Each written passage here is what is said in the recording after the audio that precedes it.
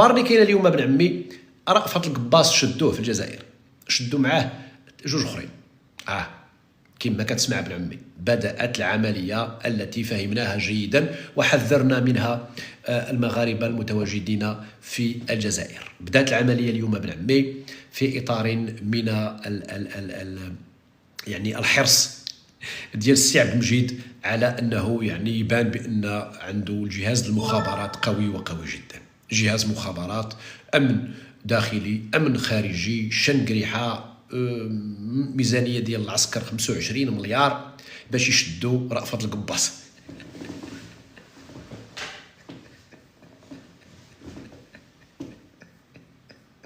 $25 مليار اخوتي، 25 مليار دولار ميزانية باش يلا يشدوا رأفت القباص مسكين. ما مشى يدير القبص، لا انت جاسوس. ايوا خصهم يحللوا دو 25 مليار، 25 مليار ديال اهلا يوسف ديزيد، اهلا اجي تسمع الهضره الحقيقيه اللي كاينه صاحبي. اللي خصك تفهم الدوله نتاعك كيفاش خدامه. الدوله نتاعك اول البارح تعلن على الميزانيه ديال العام الجاي نتاع الجيش الجزائري، ياك 25 مليار دولار، ياك ميزانيه خياليه. ما علينا. المواطن الجزائري يتساءل يعني ما هي النتائج التي يمكن من خلالها أن نفهم ونتفهم هذه الميزانية الضخمة. فجاءه الجواب اليوم، قالوا له ودي حنايا رانا حريصين على أننا نديتكتيو فين ما كانوا الجواسيس. فلقاو واحد الجاسوس قباص. على كل حال يحسن عوان العائلة نتاع هذا السيد، يحسن عوان العائلة نتاع هاد الناس اللي تشدوا. ولكن مرة أخرى كنقول لكم أخوتي المغاربة، الجزائر ما بقاش فيها الخبز صافي. راه يشدوكم غير كتفرجوا فينا حنا. شتي يشدك غير كتفرج شي فيديو ديال المغربي غادي يعتقلوك. شتي القضيه نتاع مالك مزغب، تعرفوا النكته نتاع مالك مزغب. اذا انفثوا بجلودكم، انفثوا بجلودكم، خرج بحالك من تما. هذوك راه هباله. واش الرئيس ديالهم، الرئيس الجزائري، بدل السميه نتاع الرئيس المجلس الانتقالي ديال ليبيا؟ ما عرفش حتى السميه. انت تبقى تما مازال وتقنعهم بانك قباص. واش انت فيو ولا؟ دابا انت غتقنع الجزائريين بانك قباص عادي ولا سباغ، وهو الرئيس ديالهم رد المنفي مخفي. واش نتوما فيو اخوتي المغاربه؟ خرجوا بحالكم. شوف راه غادي يبتزوا بكم الدوله نتاعتنا. انهم يبتزوا النظام الجزائري، يبتز الدوله المغربيه عبركم، باش الدوله المغربيه حتى هي دير نفس ردود الافعال. فهمتوا ولا مازال ما فهمتوش؟ واش فهمتوا المغاربه ولا مازال؟ الدوله الجزائريه باغيه الدوله المغربيه دير نفس ردود الافعال، حتى هي التاشيره وحتى هي تبرزت الجزائريين. المغرب ما بغاش يدير هذه القضيه هذه، لان ماشي تربيته، ماشي تاريخه، وماشي من اهدافه ولا من اولوياته. والمغرب ما كيديرش ردود الافعال. تفهمنا؟ اللي خبيث وعنده تاريخ ديال الطرد وديال التعسف في عباد الله راه هو الجزائر. 75 نموذجا. إذن مرة أخرى إلا كان شي مغربي في الجزائر وصلوا هذا النداء نتاعي، شافوا في شي وشوفوا في التخبيه، راه إلا شافوك كتفرج فيا 10 سنين ديال الحبس. راه النظام هبل. محسن تحياتي. إذن يا إخوان بزاف تاع البارطاج، راه مازال كاين ما يتقال، كاين بزاف ما يتقال، كاين دي مستوره يا جدك. اش غدير؟ هذيك التونسيه طلقوا لها،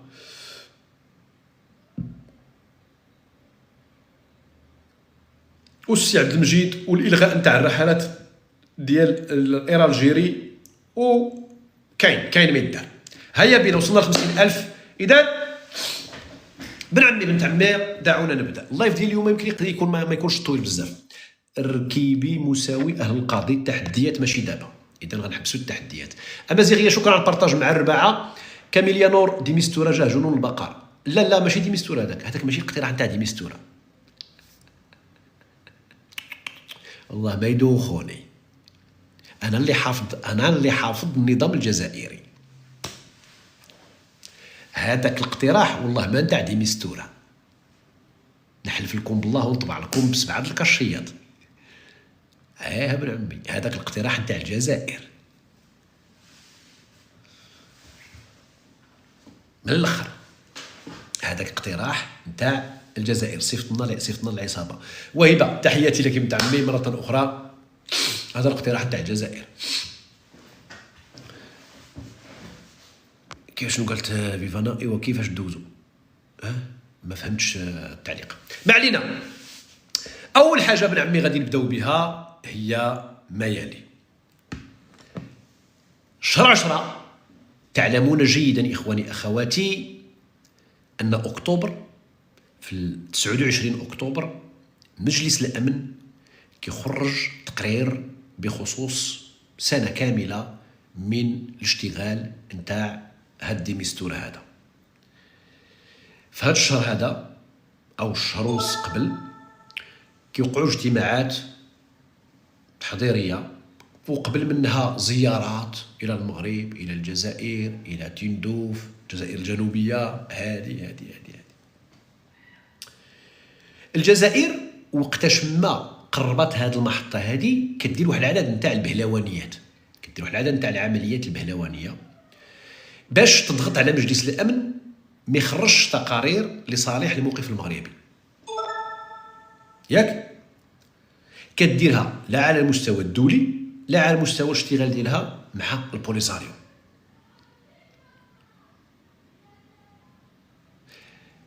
اللي وقع البارح هو انه بحال العام الفايت بحال قبل، الجزائر توعز للبوليساريو انه في شهر 10 شهر 9 كيجمعوا واحد العدد نتاع العربات وكيديروا فيها البوليساريو وكيحاولوا يدخلوا بهم الى الجدار العازل، المنطقه العازله، ولكن يقربوا للجدار العازل باش يديروا مظاهرات زعما مدنيين، زعما هذوك صحراويين مدنيين كيحتجوا باش داك الشيء كيتصور وكيتسوق، فهمت، للضغط على مجلس الامن. كيديروا هذه اللعبه هذه دائما. البارح داروا نفس العمليه، سبقوا شي عربات، ولكن الدرون المغربي كان حاضرا ناظرا، فتمت بندره 6 عربات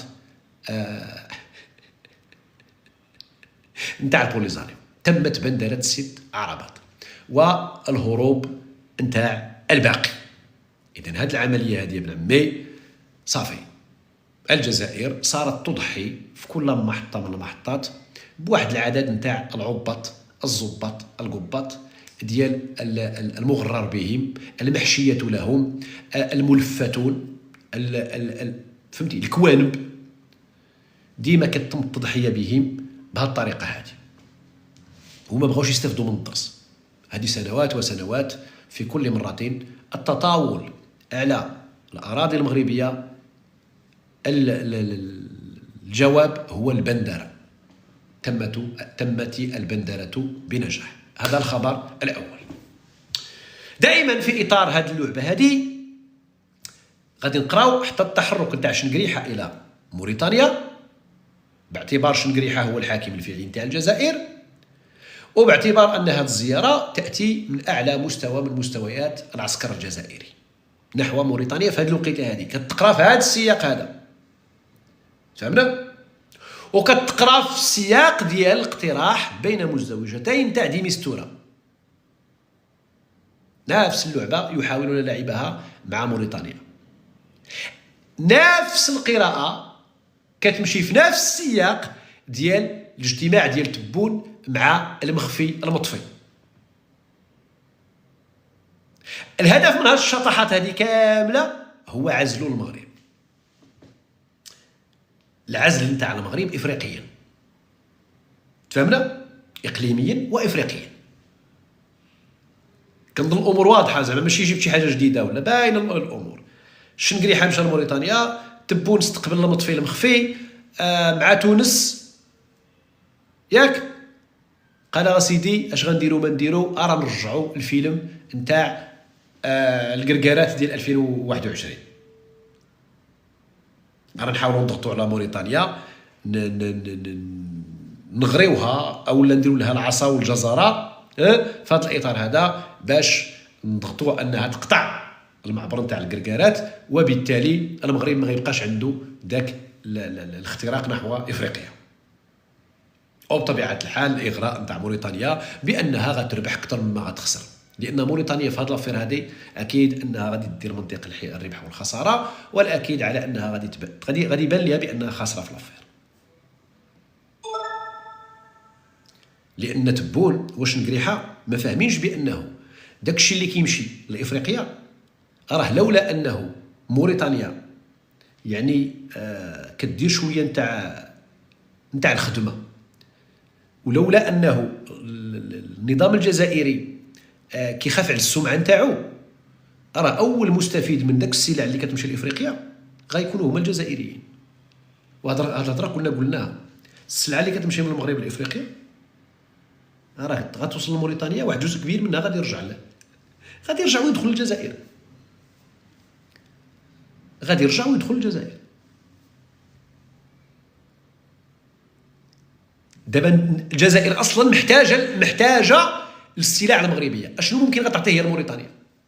اش غتعطي لموريتانيا في المقابل؟ ما الذي ستمنحه لموريتانيا؟ ما علينا، دابا هذه باش نبين بان هذه العمليه هذه راه فاشله من اساسها. لكن التحرك نتاع الجزائر هو تحرك من اجل العزل نتاع المغرب في العمقين الاقليمي والافريقي، وفيه غيتقراو سياقات اخرى لدرجه انه نقدروا ندخلوا كاع حتى داك القضيه ديال الافراج على داك التونسيه في هذا الافير هذا، لان الافراج على التونسيه ضربه قاضيه للقضاء الجزائري وللسمعه ديال الجزائر كدوله والاجهزه الجزائريه.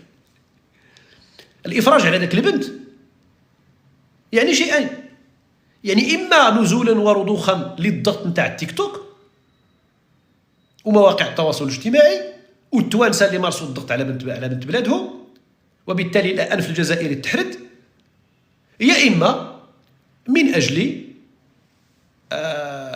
سميتو يعني الضمان ديال الموقف التونسي الى في ذاك العبط ديالها مع الجزائر، مع المخفي. كيفاش واحد الجزائري الان قادر يفسر ويشرح للجزائريين كيفاش غيقدر بونيف ولا الكيدار 31 ولا مالك ولا بوزغبيبه ولا مليط ولا زليط ولا فليط، كيفاش تقدر تقنع بان النظام القضائي الجزائري يرضخ لضغط سميه ما تشاء جعلهم يفرجون على دنيا التونسيه. يا قلت بان دنيا التونسيه تستحق العقوبه، يا قلت بان القضاء نزيه، يا قلت بان الدرك ديالكم ولا الاخر ابرياء وانهم طبقوا القانون، وعلاش تفرجوا عليها؟ ها فينا هو النيف؟ اذا الامر ابن عمي في شكاله. عاوننا خوتنا التوانسه، طبعا عاوننا، درنا حتى حنا الضغط ديالنا من اجل دنيا التونسيه، من اجل دنيا التونسيه ضغطنا وكان عندنا دور، وغير باش ما نبقاوش نهضروا في هذا الموضوع ونزيدوا نشحنوا التوانسه ضد الجزائريين نطلقوا لها. شتي شحال ساهل تتحرك السياسات الجزائريه غير من تيك توك، غير من اللايف، سهل قرارات قدام القداش ممكن ياخذها النظام الجزائري نزولا عند تحدي معين يديروا واحد في تيك توك. سهل نظام معطوب، نظام متقوب، نظام تحية الجزائر يا ودي، بكيتو علينا تحية هي الجزائر حتى. إذا الآن السؤال اللي خصك تطرح على القراليطة والملاليطة والبوسبيريين والبونيفيين، ما دام تم الإفراج على دنيا التونسية، ودنيا التونسية في اتهاماتها كتقول بأن الأمن الجزائري، البوليس الجزائري يتحرش وانتم تفرجوا عليها، معناه عندها الحق. معناه أنكم لقيتوا فعلا أن الأمن الجزائري والشرطة الجزائرية هذيك أمازيغ اتهامات صحيحة. معناه أن داك الشيء اللي قالته صحيح. جاوبوا المجتهدين. وفي المقابل مشيتوا تشدوا المغاربة. إذا خبر الإخوان ديال الاعتقال ديال المغاربة يقول الإخوان بزاف تاع التكباس الله يحفظكم، لأن غير كتوصل لواحد المستوى معين من سميتو بحال كترخفوا شوية.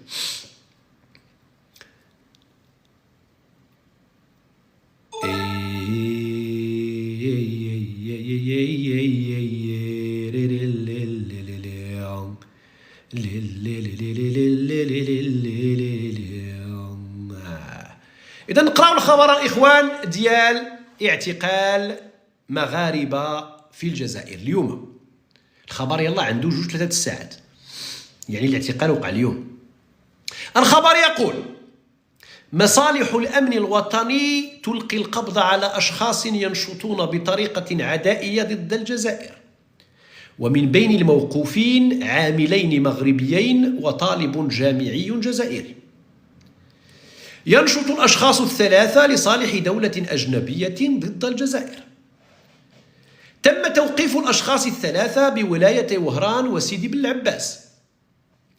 يتعلق الأمر بالإدريسي عبد الرحمن عامل جبس، والبوعيني رشيد عامل جبس أيضا. تم إيداع الشخصين الحبس المؤقت بجناية التجسس والتخابر مع دولة أجنبية، وجنحة العمل بأي وسيلة كانت قصد المساس بوحدة الوطن، وجناية المساس بأمن الدولة. تم إيداع الطالب الجامعي الحبس المؤقت بجنحة الترويج عمدا لأخبار كاذبة، وجناية استخدام تكنولوجيا الإعلام والاتصال لتجنيد الأشخاص لصالح إرهابي. شتوا فين عايشين الجزائريين؟ شتوا فين عايشين الشعب الجزائري الشقيق؟ وملي كنقول لكم الشعب الجزائري الشقيق راه ما كنعنيش الاخ، كنعني فيكم الشقيقه. هذا النظام ديالكم دار لكم الشقيقه، دار لكم الشقيق، شقق لكم الراس. النظام الذي شقشق، والله العظيم بالله. انا قلت هذاك النهار بالضحك، قلت لكم رأفت القباص، ودرت تدوينه في الفيسبوك، الناس شبعت الضحك. درت استباق، انا كنقول لكم انتم ساهلين. قلت لكم رأفت القباص، واش صدقات ولا ما صدقاتش؟ صدقات. شدوا جوج ديال رأفتات قباصه بجوج، قباصه هما بجوج، جوج نتاع القباصه شدهم النظام الجزائري. شنو هو الهدف؟ المساس بأمن الدولة، التخابر مع كذا، والعدائية وكذا وكذا وكذا.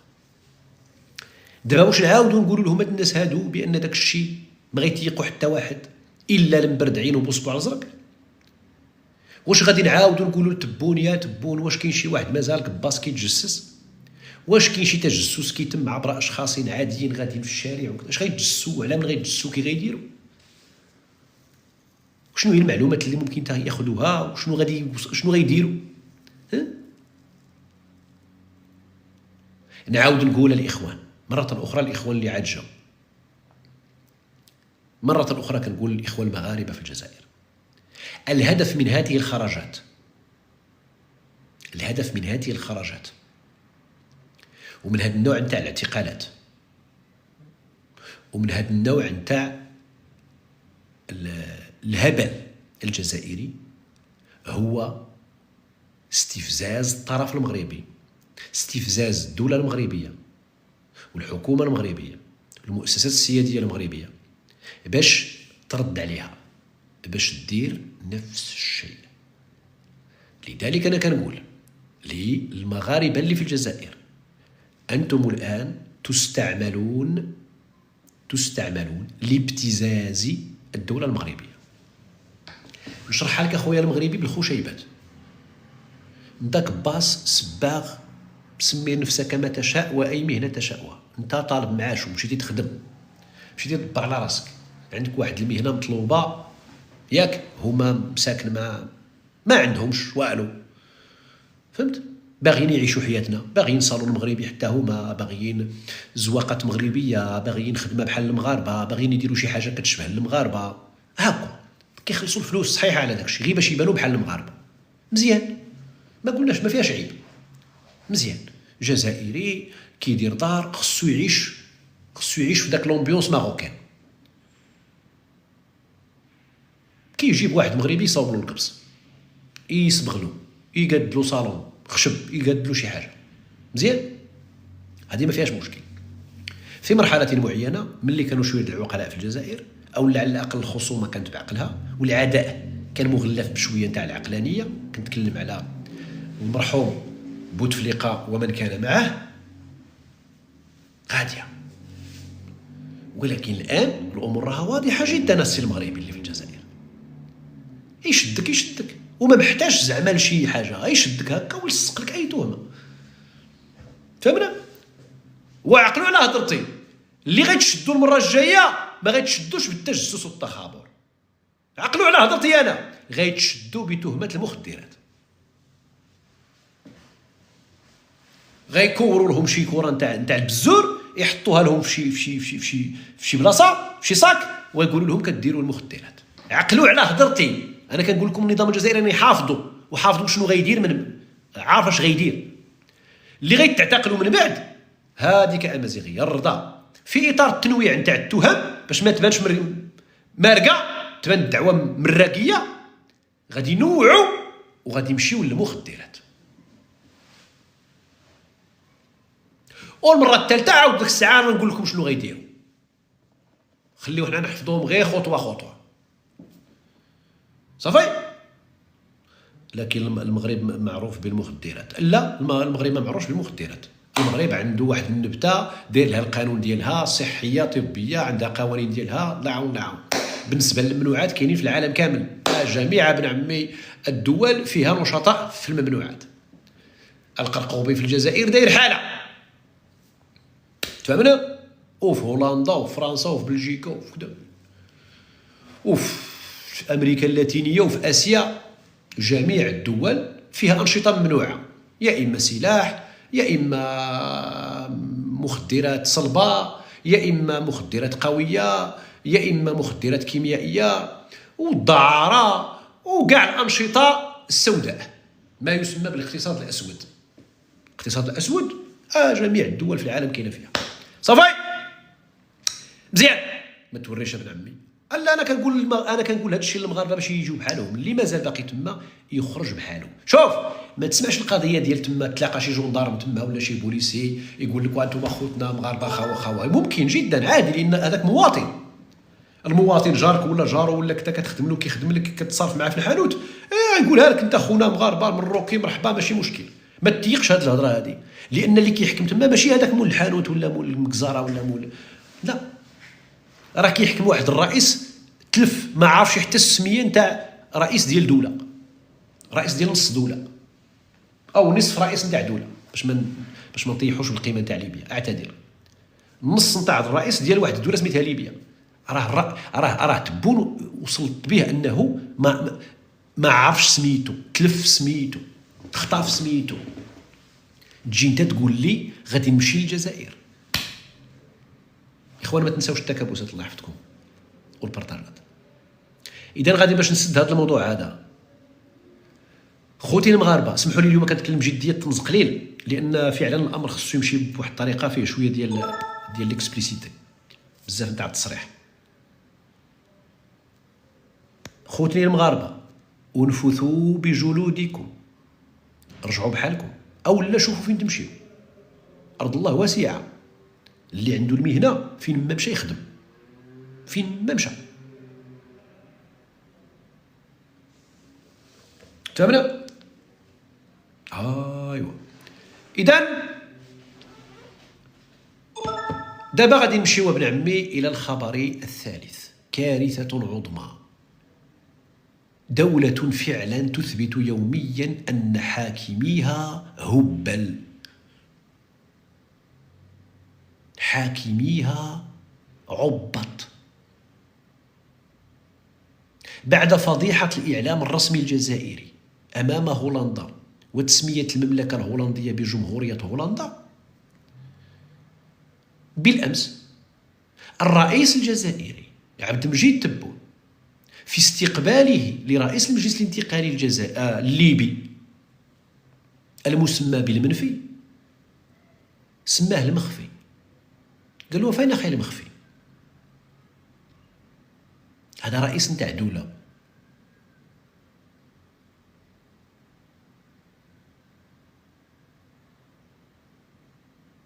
انسان عادي كتختارو في سميتو يقدر يغضب عليك حياته كامله.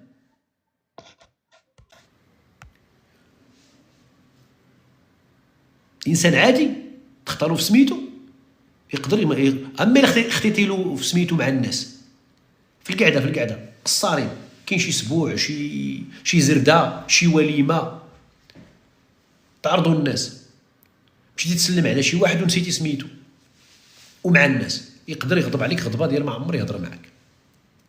هذه عاديه في عائله. ها الجار نسيتي له سميتو. تخيلوا معايا دابا هذه امام الملأ وامام العالم، وهادو ماشي ناس عاديين، هذا رئيس نتاع دوله، ويفترض انه استقبل رئيس ديال المجلس الانتقالي باش يدير معاه مفاوضات ويدير معاه كذا ويمشي معاه في واحد المستوى عالي. هذا الشيء كامل كما قلت لكم في اطار الضغط على المغرب.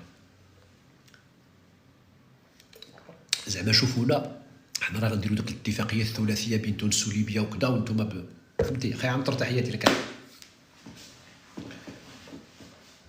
المخفي لا باس اللي قال له غير المخفي، لا باس ما سماهش المطفي، لا باس. انا قلت لا باس ما سماهش المطفي.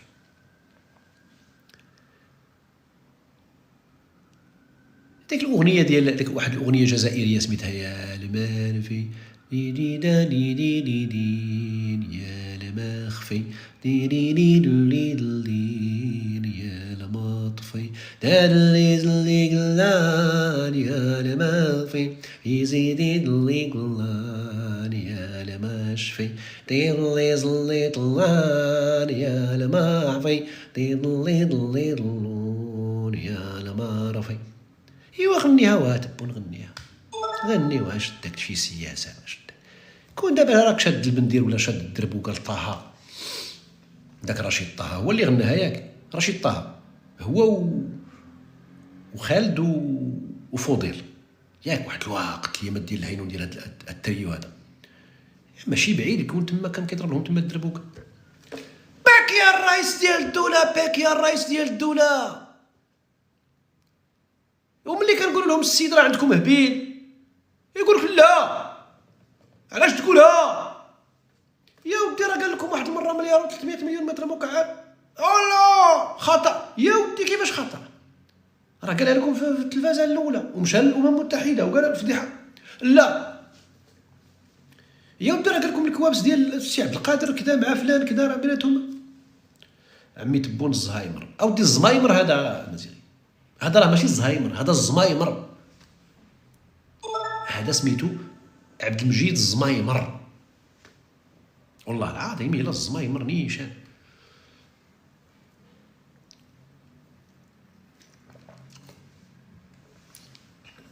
عندك مشكله صاحبي كتب في الورقه صاحبي. وعاود امتى كيوقع المشكل؟ كيوقع المشكل مع رئيس وزراء ديال تايلاند.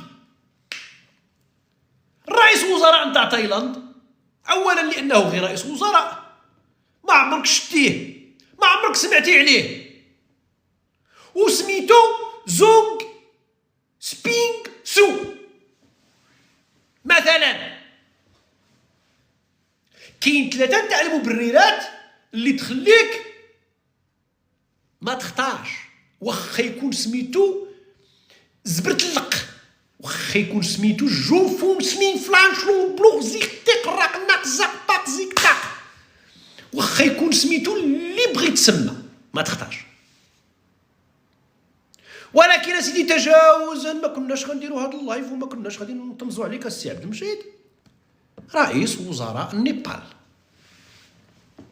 وزير الشؤون الاسريه والعائليه في كوريا الجنوبيه. كوريا ما عمرها تجي عندك، الشماليه. ممكن تخطا فيه على غيغور سي با غراف، تقدر تكتبو وما تعرفش تقراه لان الحروف ديالهم معلكي بحال التركيه، عندهم داك الحروف اللاتينيه، شي عندها جوج نقاط الفوق، شي عندها شرطه الفوق، شي عندها كذا، ما تعرف واش السي ولا الشين ولا على ريغور سيدي نو بروبليم.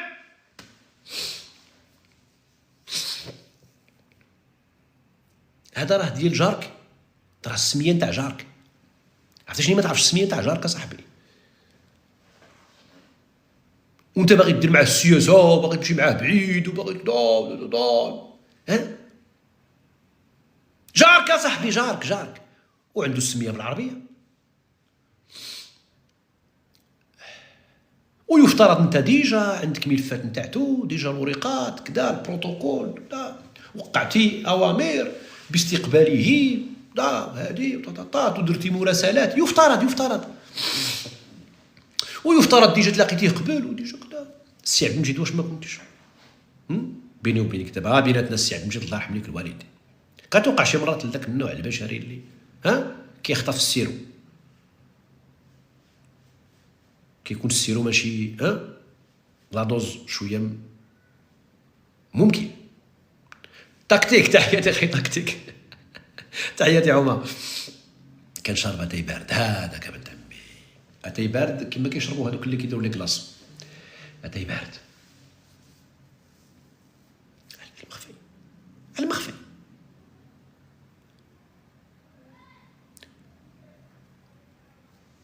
مشاكل والله الا مشاكل مع هاد الجيران بالله. دابا ابن عمي ديالي غادي نمشيو الى الخبر الثالث. الخبر الثالث يقول أن ديمستورا